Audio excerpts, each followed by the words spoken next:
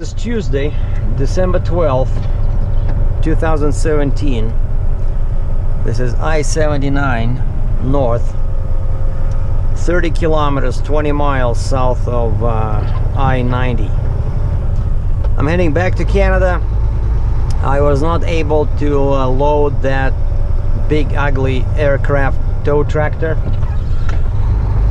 We tried everything. It's the fact that it was oversized and low made it pretty much impossible to brace it, because the tires, half of the tire on each side was off the trailer, right? How do you block that? How do you brace that, you know? And we had plenty of timbers. I bought something, and then I went with the guy who was trying to load. We went with him, you know, on the airfield. We found some nice timbers, some 4x4 oak that looked like 10 or 12 feet long, so we got like 10 or 12 of those. But the machine kept moving, you know, the wood is not secure. It just, we couldn't do it, you know. And the reason we're driving slow is because I saw it right away, like maybe half an hour ago. I saw that this area was all yellow and red, and then I passed an electronic sign that said accident ahead,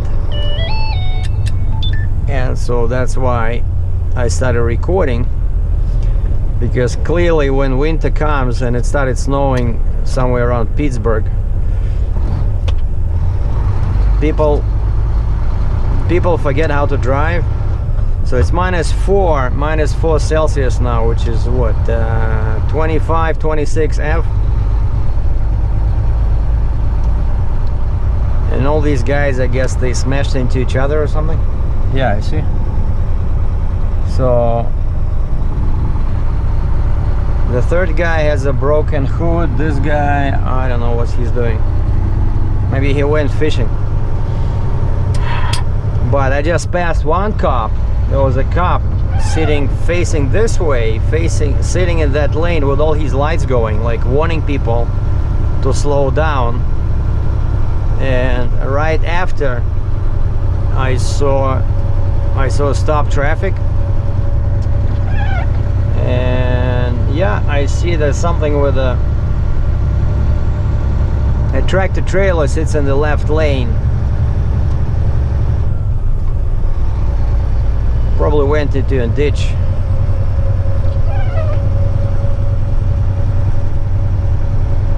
How do you go in a ditch in a drive-in, you know?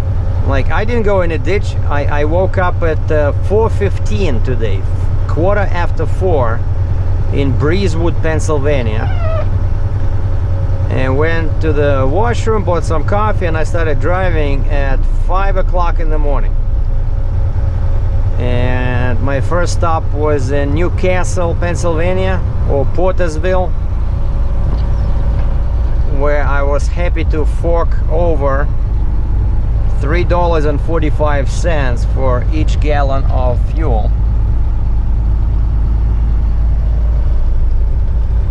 $3.45. I'm not kidding you. But I was very low on fuel. I couldn't find any small stations, and I'm in a rush to deliver this load. And basically what's happening is that I was so not happy, you know, very sad, when we finally, the driver of that machine and me, we decided it's not viable to pursue our attempts, which lasted 4 hours. 4 hours. So if that machine was not oversized, it would work. But because the tires were so far apart, you know, that was the problem. Like, low is fine, we found timbers, right? But it just, and it's too heavy. It keeps, you know, not safe.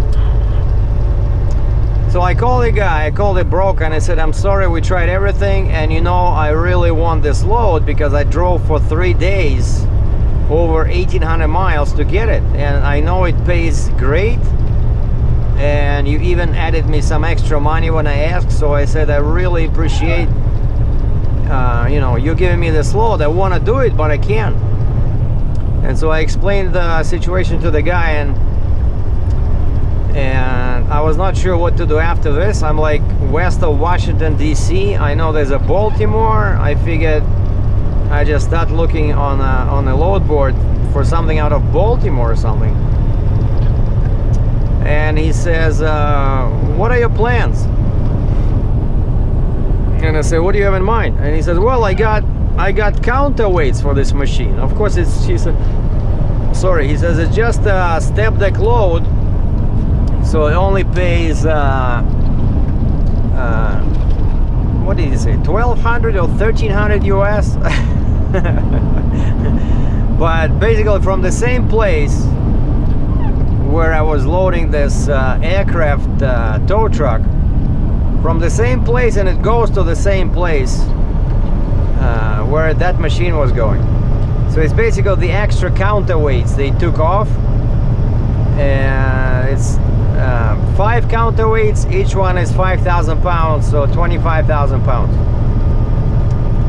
And I'm so I know I could have gotten a better deal, like maybe drive somewhere, but I really need to get back to Canada because, like I said, my bank account is empty and payments keep bouncing, even the truck stop sent me a note. Sorry, your credit card was declined. So I had to call them yesterday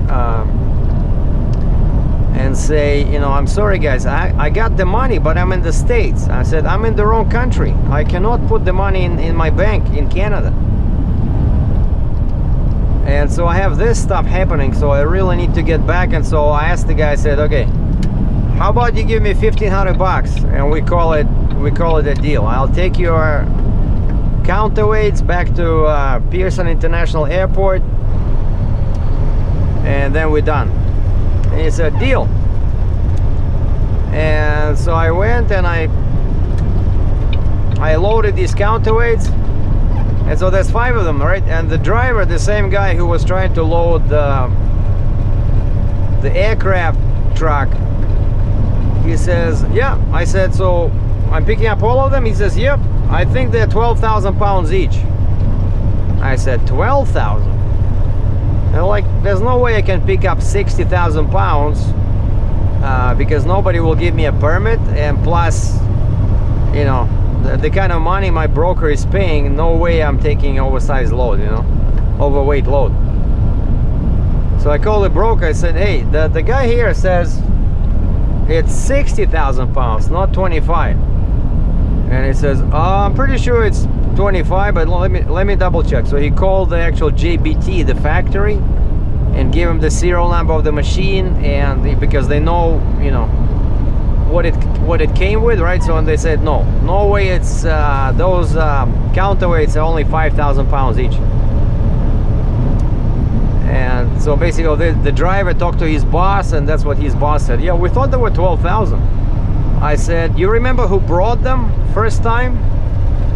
He said, yeah, it was a guy, one truck, he brought 8. And I said, wait a second, so if one guy brought 8 and you're saying they're 12,000 pounds, right, that's 96,000 pounds. Nobody would allow him to do that because it's multiple pieces. Like the DOT would say, well, take the half off, and just as long as you're under 80,000. So I said, that to me, that means that they're not 12,000. And so then the broker calls me and says, yeah, they're 5,000. So anyway, that was a bit of a scare, because I'm thinking, now what am I gonna do? Because there was nothing else to do except these counterweights, unless I want to drive somewhere and start this thing again and look for a load. But I'm just too tired, I don't care about the money right now. So when I get back to Canada, go back home, fix the trailer, fix the broken board, re-weld this D-ring if I can. If not, just get a new one.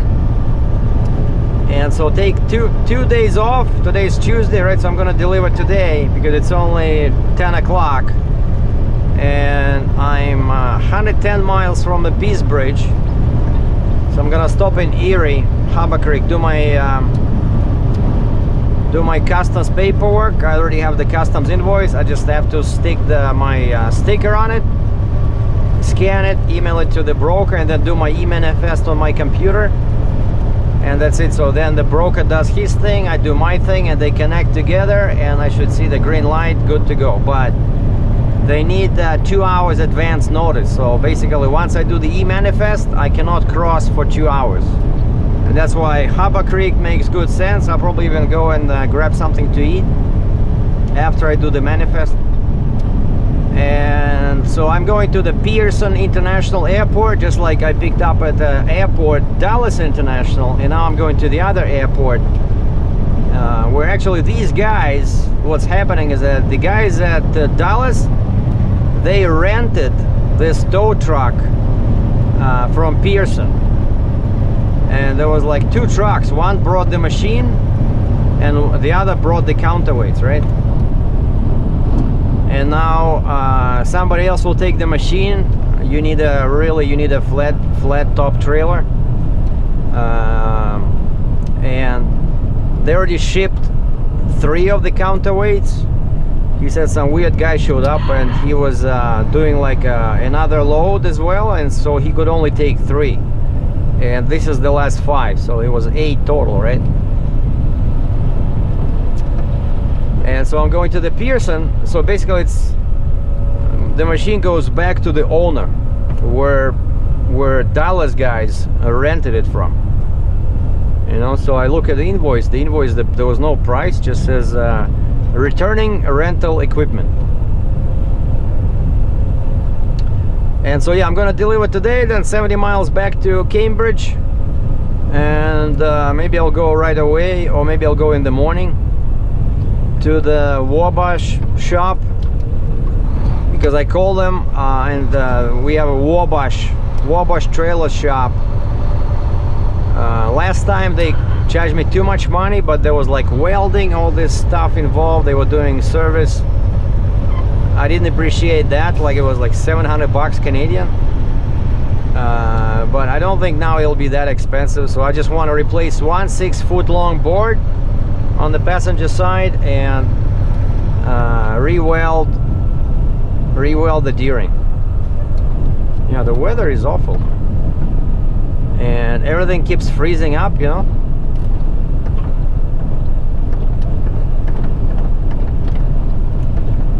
And you see on my tablet it says all yellow. So I'm not, of course that tells me that the guy in the left lane who just flew by at 60 miles an hour, he has no access to this data. No, because seriously, like I love this stuff, you know, when you can see traffic. So there's no way to rush. I mean, there's no reason to rush. Oh, and some people kept asking me questions, what I'm pushing, what I'm pulling. That button over there on the tablet, so there's 2 modes of view, 2 modes to view the screen. One is detailed. I click this button, but it's too detailed. It's pretty much, I don't know, the whole screen is maybe half a mile, you know. It's not good. I always switch it to this mode when I'm like inside the city, when I'm going through lights, because this way that's the biggest magnification I can see, right? But then when I don't need it, normally when I'm on the freeway, there's a button over here, like not a button, like a little icon, looks like a fork, and so if I click on that one, everything gets much smaller. And it gives me kind of like the total picture. So right now I can see Erie, I can see northeast Pennsylvania, I can see the New York border, you know. So that's my preferred mode for when I'm driving on the freeway. And yeah, my windshield heat is on, but it does not help as usual, because all it does is that -4 Celsius outside, right? Imagine all this warm air goes there, stuff starts melting, and of course because the air is cold on the outside, it freezes right up, and it cannot freeze on the windshield, but it freezes where? It freezes on the wiper. right? And so the wiper is covered in ice, and then it cannot clean the windshield. So beautiful weather. I'm pretty sure school children are having a blast outside building snowman. But not such a good weather for driving. But you know, actually one positive thing of this is that yeah, I spend a bunch of money on fuel, but I just, like I said, I'm looking at this, try to look at in an optimistical way. My previous load paid a lot of money, so whatever I spent on fuel going back to Canada, I consider that part of the expense for the previous one. So here, this one is paying, you know, just $1,500 US, basically $3 US a mile, because it's a flatbed load. And normally I get more than that, of course, otherwise I would not. Basically, if you see the stuff on my trailer, I usually don't like talking about rates, but if you see the stuff on my trailer, it's really cheap. I don't work for cheap. I did not go on my own to hold cheap loads, so I always try to get the top dollar, and I always ask him to, if it's possible, to add more money, because you know, these brokers, they always have some, they always try to make money on you, right? It's not like a fixed percent, 10-15%. They try to, you know, hey, how much you need?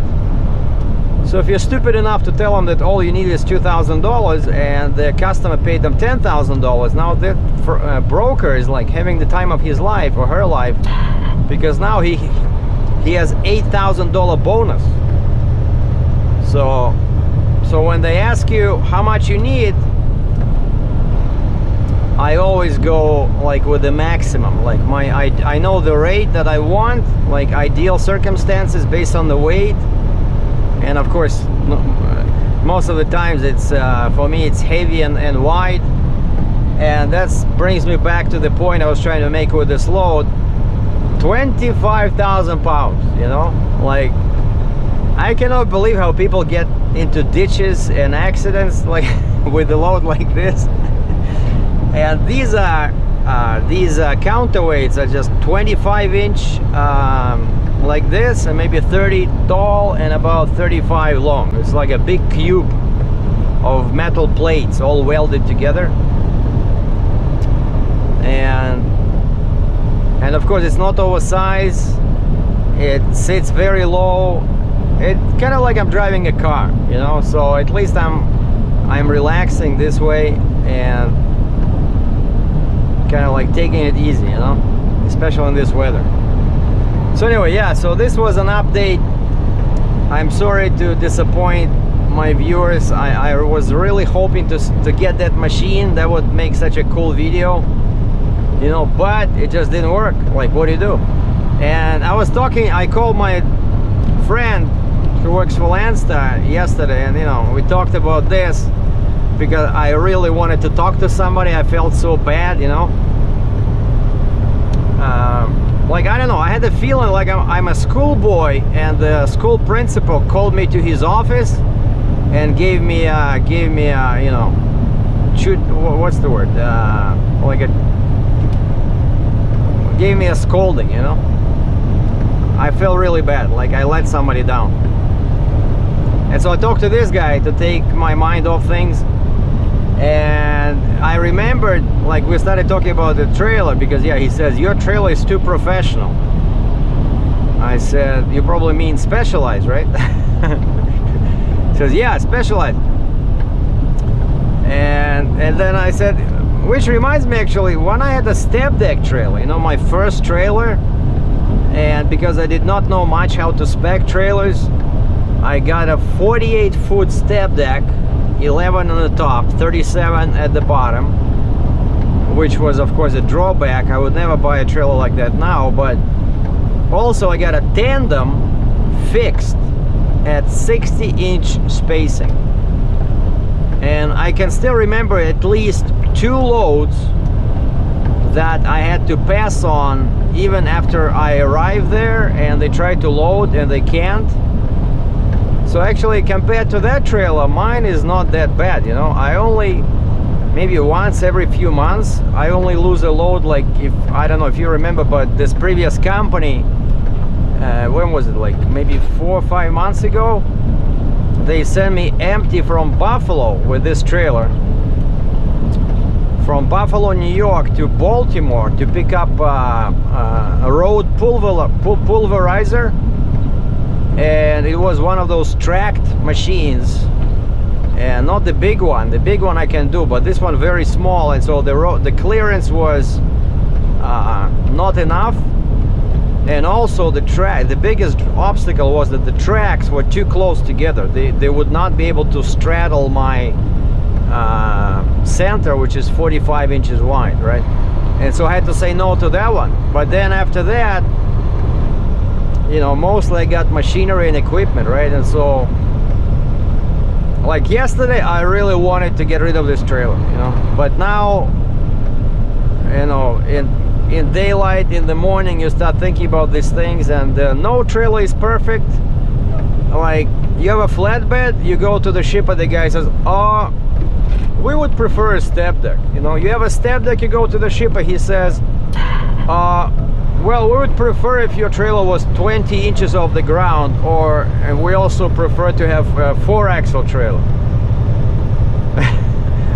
So there's always a shipper or a customer that your trailer is not gonna work, you know. And actually, that driver who was trying to drive this machine yesterday, he kept telling me, your trailer is too narrow.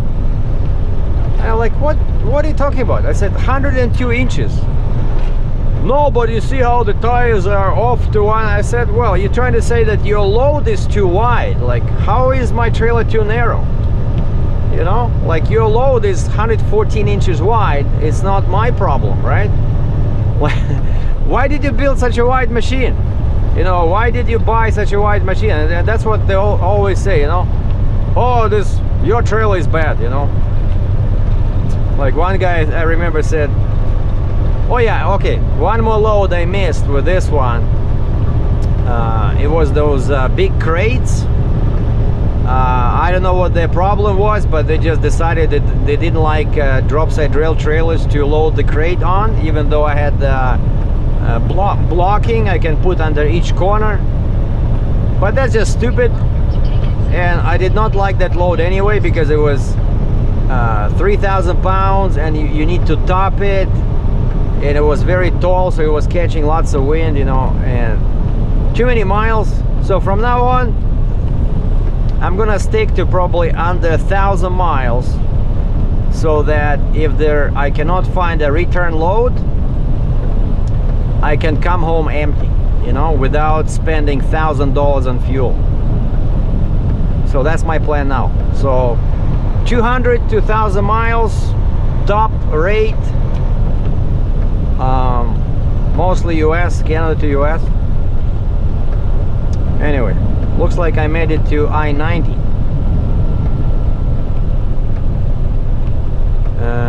What does that sign says? Reduce speed, snow, squalls possible. Yeah, I'm coming towards the lake now. I believe them. All right, we're just gonna finish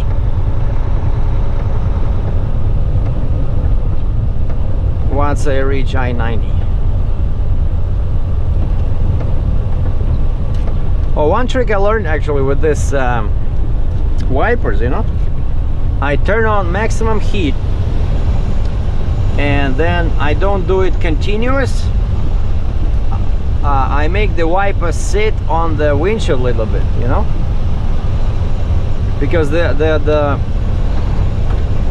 window is actually warm because the air is coming right from there. So if you let the wiper sit there long enough, that stuff will start melting, you know. But if you keep them going like this all the time, because over here it's all cold, right, the air from the outside, and I find that's the way how you can get rid of ice, you know. It's not that cold.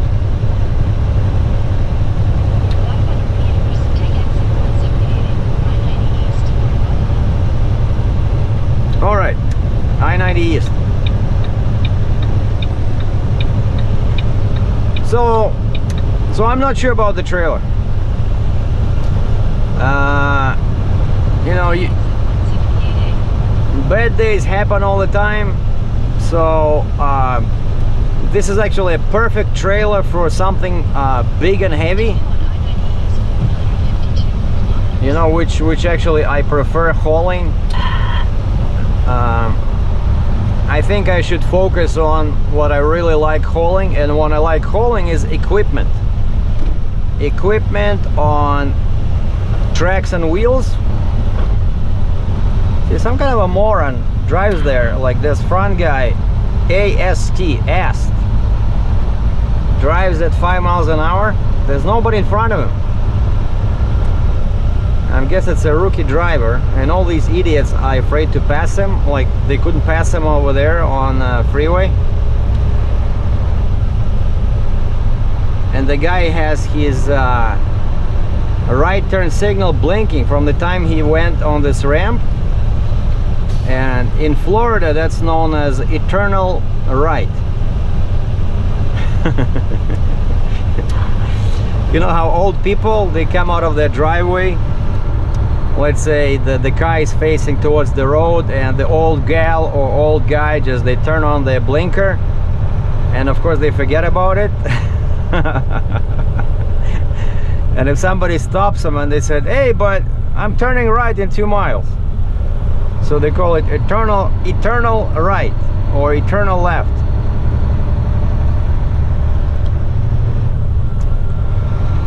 So anyway, so now I just I'm a very optimistic type of guy, except that, you know, you guys know sometimes I like to complain, but you know, it's just that trucking, you know, like nothing is perfect, but I don't feel too bad.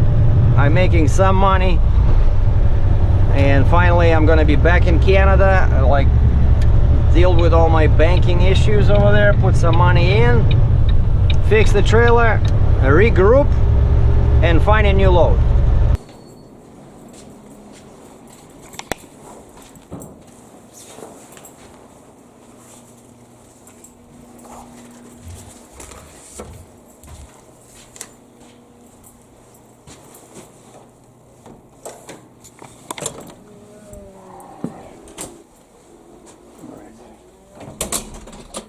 Show you guys another overpriced hotel. Come on. Okay, do we have lights? Do you get lights for $118? Canadian. King size bed. Check this out. See, my camera does not have a wide angle, and I have that on my smartphone. Very cozy. Of course, I guess when you are paying like 135, 140, you get better looking pictures, because I'm not sure what this is. Check this out. I think they probably put this on, you know, like for low paying guests, you know. You probably get something meaningful when you pay a premium price, but when you don't, I say, this guy can live with some abstract painting, with some circles. See, like, look, I think they probably paid like you know, like a kid, probably $10. Hey, can you paint something like this? Put like a road in here and a couple of circles like wheels, and then take a mug, coffee mug, and do like, you know, move your pen around the base, and we'll pay you $10. Oh, I like this. My favorite type of air conditioning. So we got the fridge, we got coffee, and this is of course a Redison LG TV. Yeah, this one is controlled from, and what we have here is the is the town of Kitchener, Ontario, Canada. This is Radisson Hotel.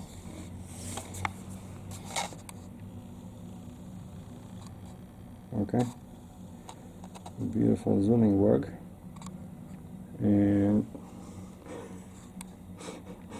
people that are poorer, they stay somewhere there, you know, in a place like this. But rich people stay on this side of the street. And that's over there. That's you see where traffic is moving. I'm pretty sure that's Highway 8. So it's a freeway. And over there we have a movie theater.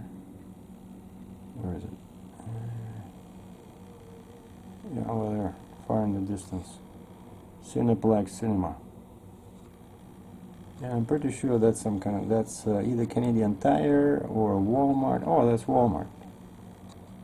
But that's on the other side of the freeway, you know, it's hard to get there, but there's a lot of, this is a good area. There's lots of restaurants somewhere here. I'm pretty sure. Well, I see 2 cheap motels, a rent-a-car, oil change shop, and two gas stations, and a Husky. Oh, one of them is a Husky, and I'm pretty sure that's a hotel. Yeah, Holiday Inn. That's a hotel. So, anyway, what's happening is that I finally unloaded this morning.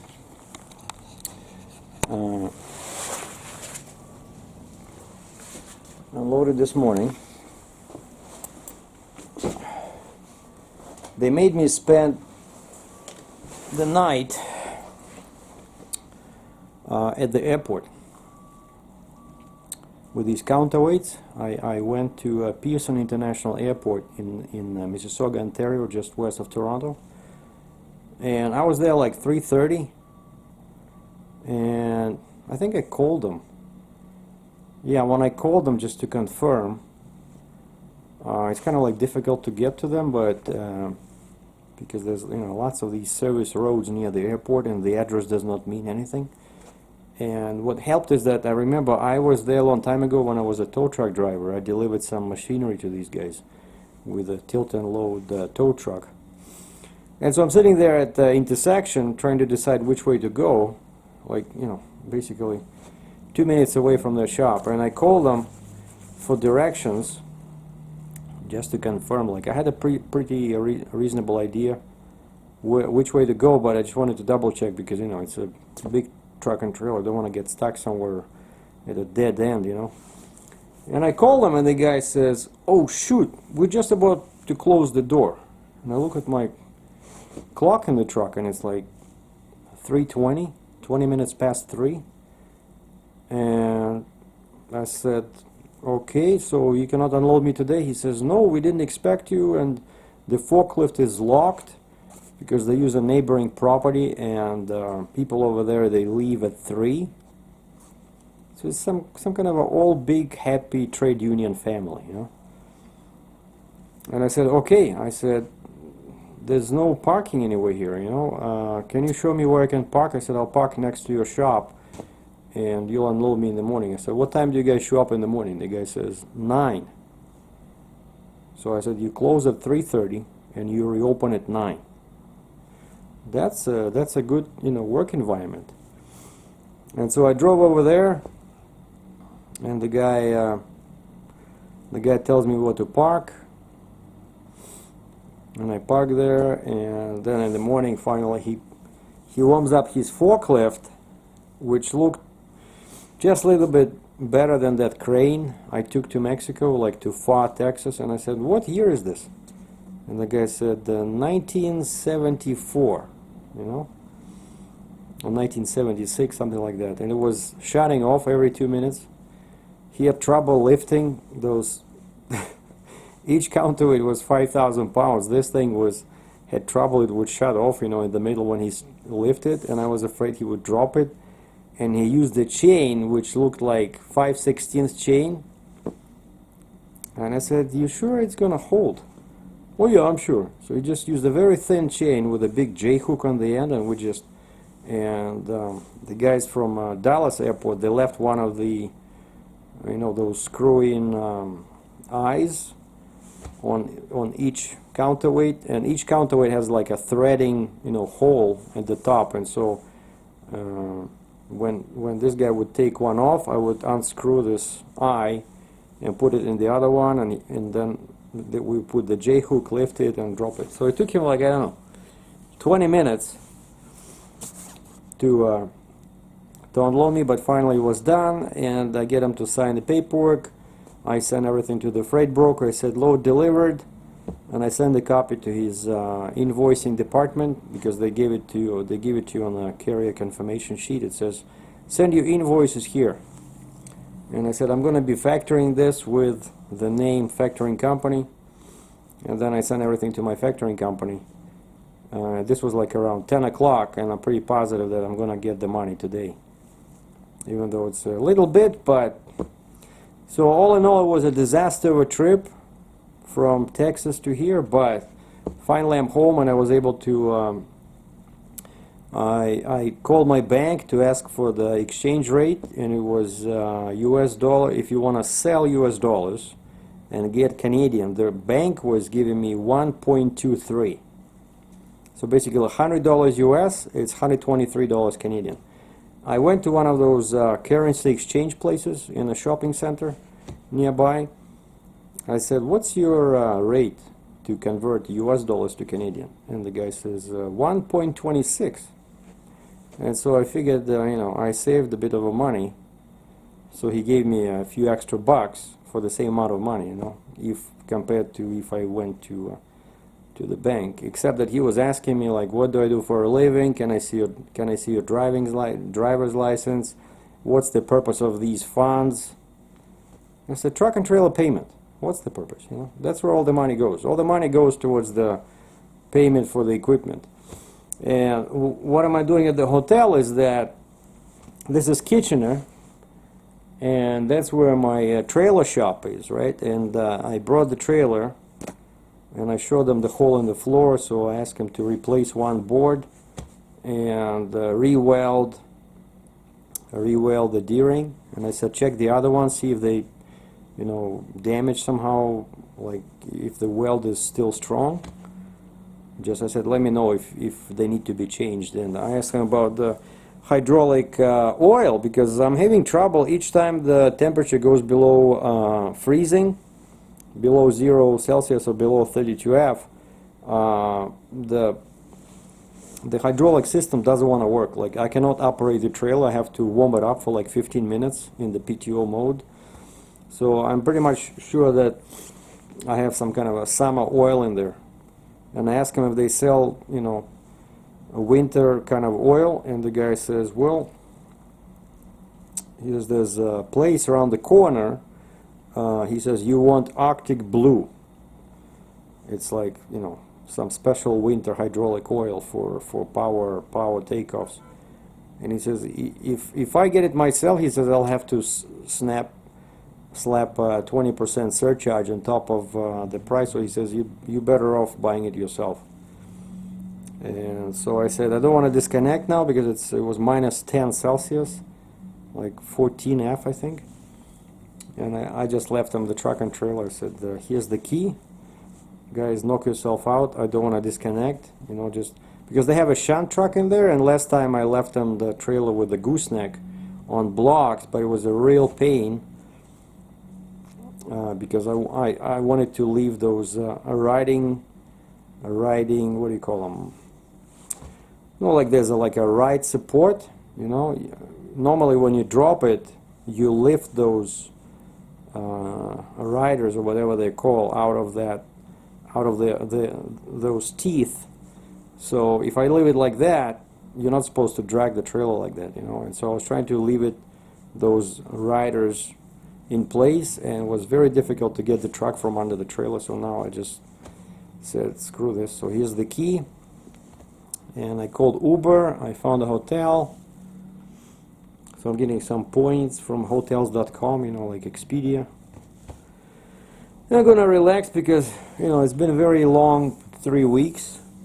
So I'm gonna relax, take a shower, you know, watch some TV, finish this video. And now, since the guy, I said, when do you think the trailer will be ready? And he says, 8 o'clock tomorrow. I said, okay.